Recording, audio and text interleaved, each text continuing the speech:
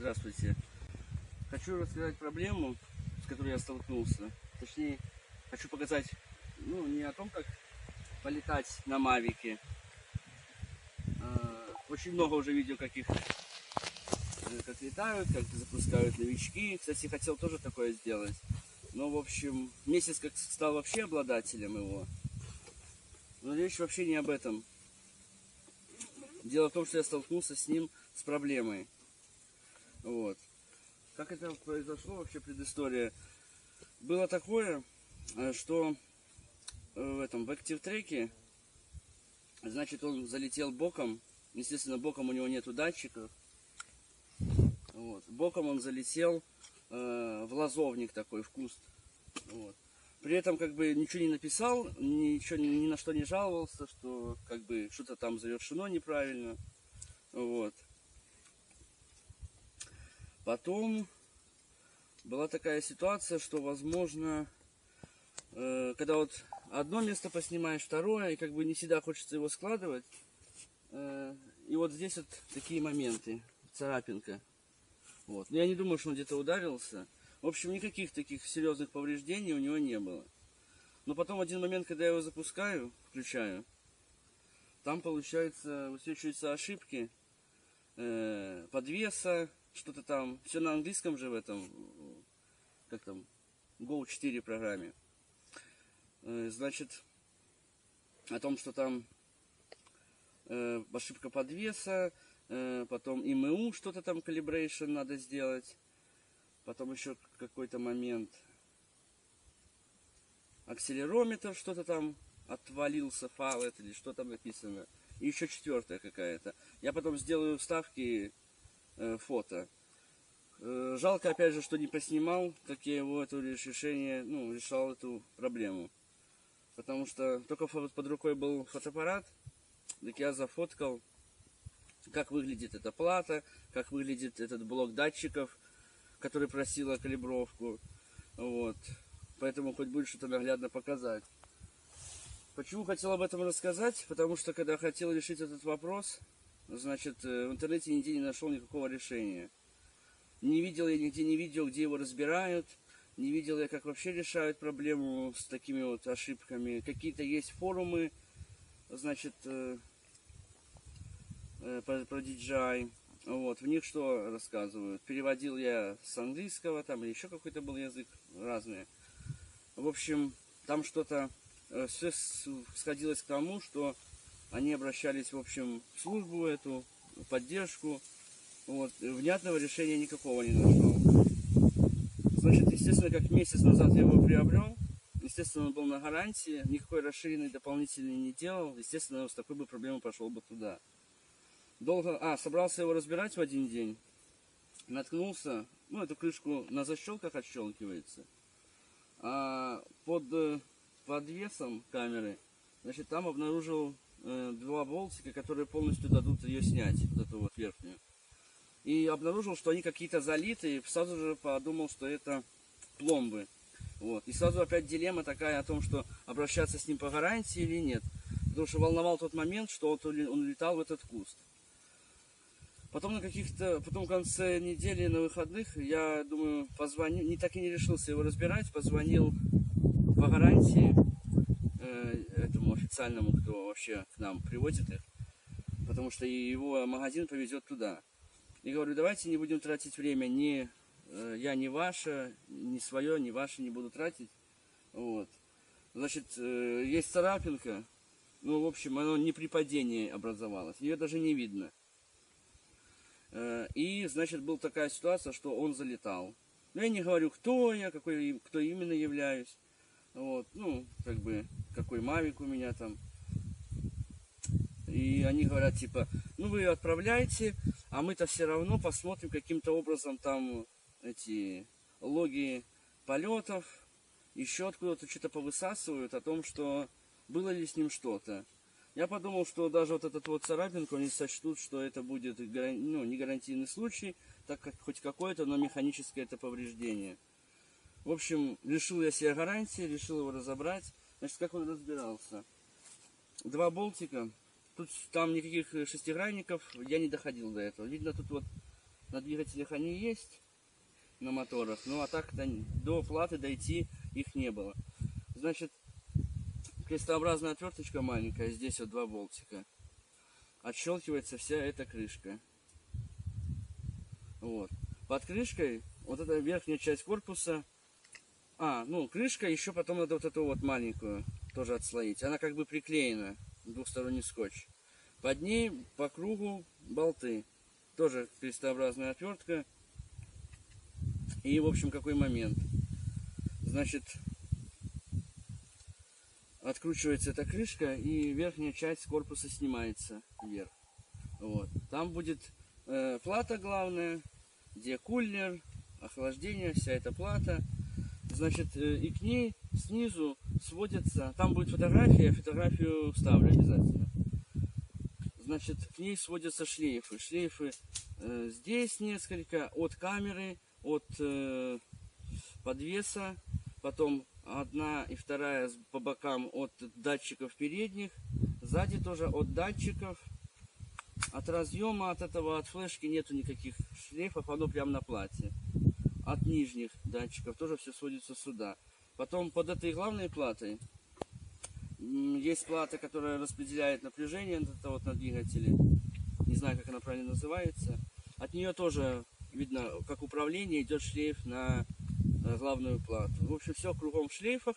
Они сверху сама плата и насквозь как бы такими... На фото, я думаю, будет видно. В общем, прикручены вот эти вот шлейфы такими накладками металлическими. Вот. И откручивать эти накладки металлические. Потом можно будет освобождать эти шлейфы. Освобождаются эти шлейфы. Когда откручена сама плата тоже по кругу, она тоже поднимается. В общем, когда мы поднимаем эту плату, на пластмассовом таком корпусе к ней прикручен блок датчиков ИМУ. Вот. Которые, видно, сам ИМУ, он как бы, я так понимаю, остальные его компоненты располагаются на основной плате, а то, что там не должно дергаться, я так понял, на этих резиновых амортизаторах именно сами датчики вынесены в этот корпус. Перед тем, как еще разбирать, я еще смотрел, значит, ошибка ИМУ. Единственное, что в интернете понял, решение вопроса было в том, что заказывали этот блок датчиков, вот, он на Алиэкспресс, я смотрел, есть. Сразу мне подозрительно показался он дешев, потому что как ИМУ стоит, в общем, там сколько, $20 или 24, такие разные цены. Вот. Как он может так дешево стоить? Ну да, действительно, я разобрал потом этот самый ИМУ. Там просто 2 микросхемы этих датчиков впаяны. И тоже шлейфом выводятся на плату. Вот. Там еще выставлю фото, где я вскрыл это ИМУ. Там оно какое-то, как типа вроде термопасты, такая жидкость была в нем. И в общем что? Убрал я эту жидкость, посмотрел маркировку этих микросхем. Они, кстати, ни в даташите, нигде не пробивались, что это такое. Видно, собственное изобретение, собственные компоненты были сделаны для него. Вот. Чтобы посмотреть, что заказывать вообще конкретно. Ну и попробовал решить вопрос вообще без вложений. Как этот вопрос был решен с такими ошибками. Когда я снял полностью этот вот блок датчиков, там, значит, было что? Он такой, мало того, что на резинках, на амортизаторах этих висит, так еще, ну, сам корпус, он тоже такой мягкий. Там даже если захотеть побить, то как бы может и не получиться, он сам по себе мягкий. Вот, в общем, отверткой, это, конечно, неправильное решение вопроса, но все же я попробовал, отверткой постучал со всех сторон этого датчика. Вот. Зафоткал его, тоже фотка это будет. И получается что? Собрал назад, не скручивая, попробовал запустить, они все пропали. Они все пропали. Вот. Может быть, как-то... еще специалисты в поддержке в этой, по гарантийному обслуживанию, сказали, что даже если у вас был такой краш, как он залетел в кусты, оно может даже сразу не появиться, объясняли, и появится позже. Вот. Ну, я как бы уже это говорил, что действительно это не будет признан гарантийным случаем, не хотел с ними связываться. Вот. Дело в том, что он действительно залетел боком. Вот. И может быть в какой-то плоскости этот датчик, значит, сработал. Ну, залип или как-то там еще. Вот. В общем, помогло. Но все равно после этого... Сейчас еще, кстати, попробуем его запустить и посмотреть, как он себя ведет. Это все было ночью. Ночью в комнате я его запускать не пробовал. И не решился. Вот. Но, как бы, все показывало, ошибок не было, все отлично. Еще, кстати, насчет Мавика, надо понимать такой момент, что покупая такое решение, в общем, надо понимать, что вы не сами его собирали, значит, это покупается за определенную сумму, так сказать, готовое решение, такое, как есть, как мне говорил товарищ, с закрытой системой. Я вот даже еще не исключаю такой момент, что когда я закажу этот блок датчиков, не понадобится ли случайно какой-нибудь привязки, точнее адаптации, так сказать.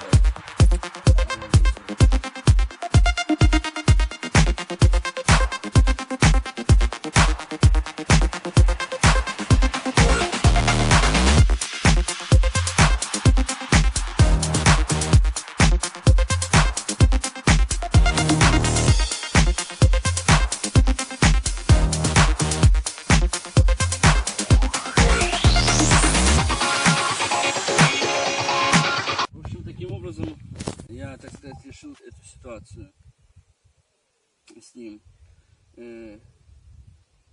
Можете принимать ее, как бы, каждый смотрит сам, решать ее таким способом или нет. Ну, в общем, однозначно разобрался, что это решение этого вопроса можно с помощью, если заказать такой блок датчиков, поставить, он должен работать. Вот сейчас у меня его нет, но это самое. Если как придет, может быть, я еще сниму, как я конкретно его разбирал. Вот, и как его поменять. Сейчас попробуем полетать, потому что, как я говорил, в комнате уже его не запускал. Вот. Но я сразу понял, что все в порядке, потому что когда эта проблема возникла, подвес калибровался и, значит, ровно стоял на одном уровне, и все, и никак не реагировал. Вот. Когда вот тогда собрал его, не скручивая, включил, сразу понял, что я его взял в руку и работает подвес. То есть он все берет оттуда информацию о том, в какой плоскости он находится. Вот. Ну а в целом, в принципе, с разборкой проблем никаких не возникает. Может заняться этим моментом тот, кто, например, это какой уровень? Уровень, например, разборки телефона для замены тачскрина там или экрана. Вот, как бы на таком уровне этот ремонт, можно сказать, по сложности. Вот, если кто занимался, то может как бы пробовать и решать такой вопрос. Вот. Не знаю, где в интернете найти информацию больше об этом, но как бы у меня не получилось найти. В общем, только видео всякие есть о том, как эксплуатируют, обозревают его, значит, как летает, что он может.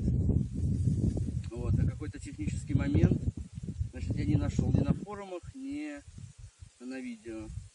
В общем, пишите, может, кто сталкивался с подобными проблемами и как вы их решали.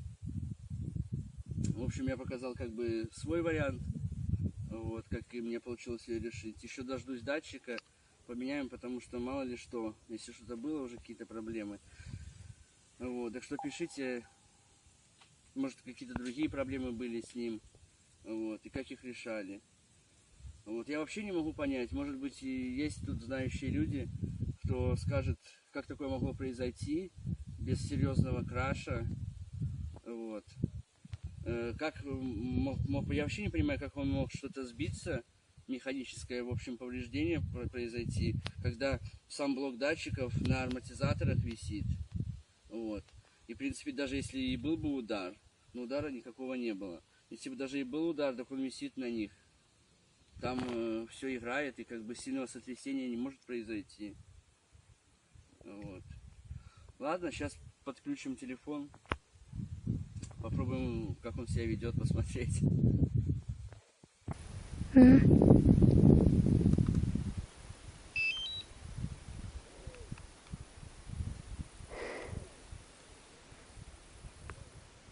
Так неудобно. Пробовал сейчас с машины его запускать. Так это... Бывает, что такое по компасу проблема выскакивает. Когда вот железо такое рядом, или вот как с капота. Ну-ка сейчас что? Ну все, работает. Сразу даже без этого становится понятно. Сигнал такой тут плохой в этом месте.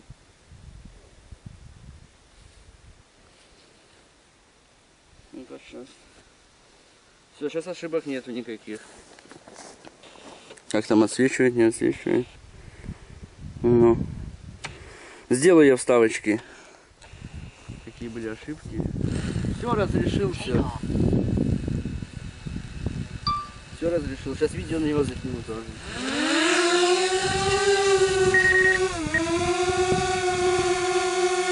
Класс, все работает.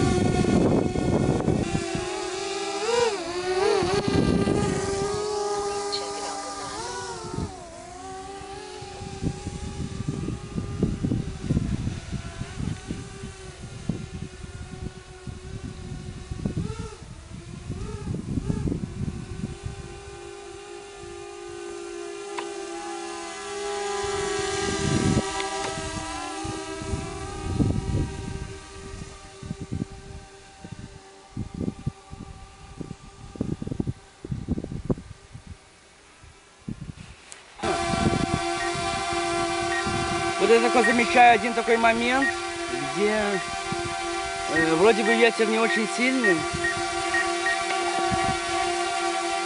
но после такого решения этого вопроса, после того, как я побил по блоку датчиков, мне кажется, что он слева направо как-то колышется. Но, в принципе, пролетели мы здесь, все нормально. Даже если это ветер, я его разверну.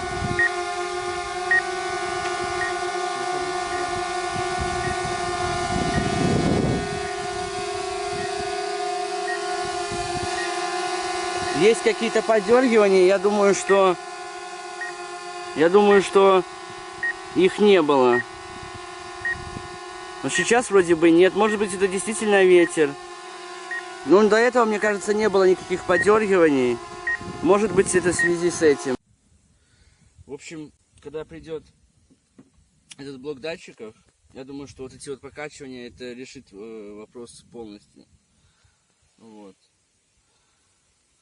Может быть, в тот момент, когда придет, может быть, тогда и поснимаю конкретно, как его разбирать, если что-то было непонятно. Вот.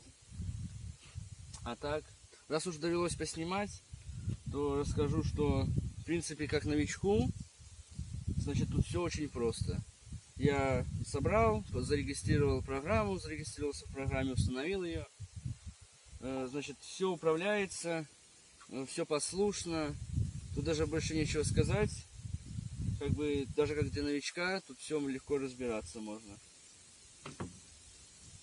Кстати, сумки вот такой ношу, это не его. У меня как бы комплектация с одной батареей, не та что в Flymo Combo.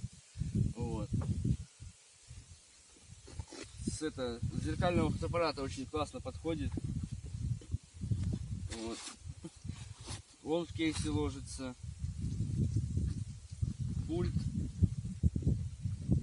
В общем, сразу хочу сказать, что вот я после первой же недели почувствовал, что не хватает вот этого вот комплектации мне. Все-таки, может быть, это сейчас пока такое ощущение, но, конечно, хотелось бы, чтобы было 3 батареи. Заряженные, с собой, все как положено. Вот. В общем, все. Еще раз повторю, если кто-то владеет какой-то информацией с подобными проблемами, пишите. Все, спасибо за просмотр.